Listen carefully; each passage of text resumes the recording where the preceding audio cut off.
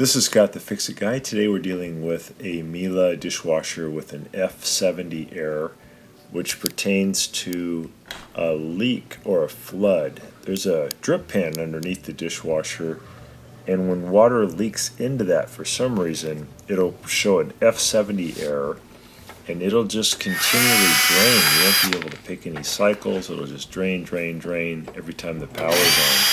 So we're going to investigate why this one is in that drain mode showing F70. So we're removing the kick panel first. We take out two Torx 15 screws from the bottom, and then there's a little panel. This is the Optima version of the Miele dishwasher. A little panel here that we can remove two more Torx 15 screws, and then we can lift up on this panel. It's important we have the dishwasher unplugged at this point. We want no power to the dishwasher. We're going to pry up on this panel, and then when I pry up on it, I can already feel it's wet. I reach in there, and there's a lot of water, and it's showing F70, so that means it's flooded. So I'm going to turn it off, make sure I unplug it, or you can turn off the breaker. Usually you can just unplug them. And then what I want to do is get this dishwasher out of the cabinet so I can take a look at what's happening.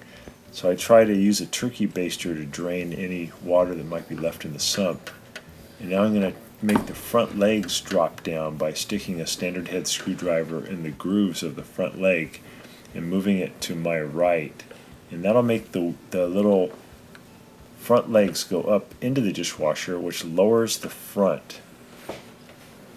And I have to make sure I remove the little screws that hold in the dishwasher to the cabinet. There's either a couple at the top or there's a couple on the sides, depending on how the person put them in.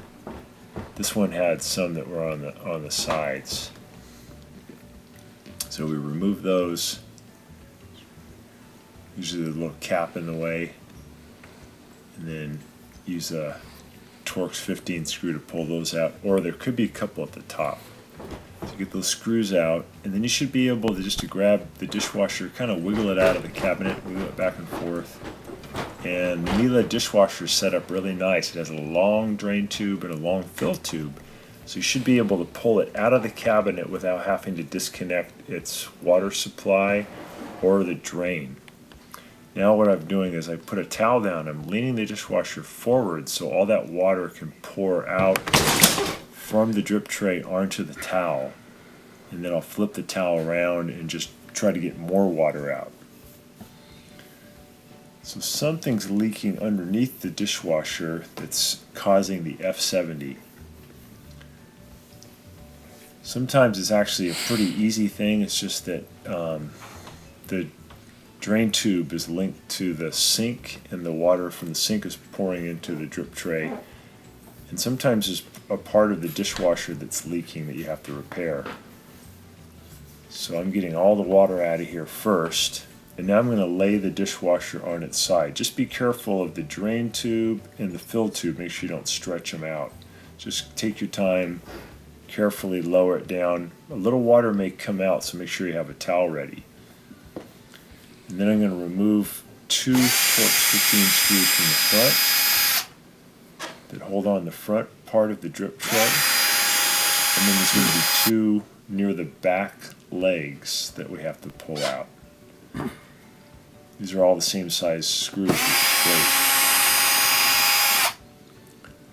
And then once you get those off, there's 4 total, and you can just pull the drip tray off.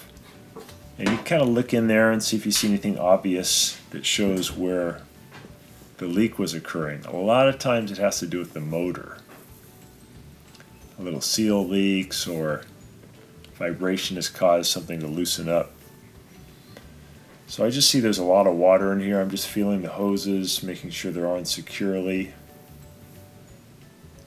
There's really 3 big hoses that hook up to your motor, your circulation pump. You want to make sure that they're all on there tight. What I'm going to do now is I'm going to put down a couple of metal boxes to put the dishwasher up onto, almost like the jacks you would use when you jack up a car. So I can look underneath while the dishwasher is running. That helps me to see exactly where it's leaking. Otherwise, it's just really hard to see because there's not much room in there. So I'm putting it up on a couple of metal boxes. You could use a lot of different things to hold it up. I've got these boxes on the side. And then I'll turn on the power and I'll run a cycle and I'll just stare at it during fill, I'll stare at it during circulation, stare at it during drain to see if I can see which component might be leaking. These are the two boxes holding it up. Now I'm looking underneath and just seeing if I see any kind of drip.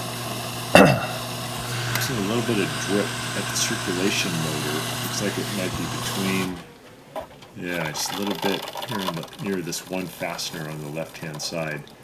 It's probably just a loose screw in this case. Sometimes it's a little more involved and you have to remove the motor and do some investigation, but having it up on these stands, you get a clear look at what might be causing it. So I'm going to tighten up this one screw with a Torx 15. I got it on a ratchet so I can get a little more leverage. I want to over tighten it, but you want to get it really snug and see if that'll help slow down, reduce, or eliminate the drip. Now testing it, putting the unit back on, and then I'm seeing if I get any more drip. And in this case, that solved our problem. So no more drip, and we shouldn't have any more F70.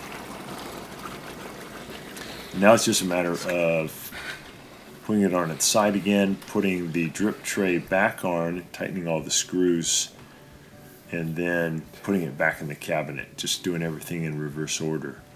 So I hope this helps you. That idea of putting it up on stands really should make your job easy to figure out which part is leaking, and you'll have your dishwasher working again, and you will have cured your F70 problem.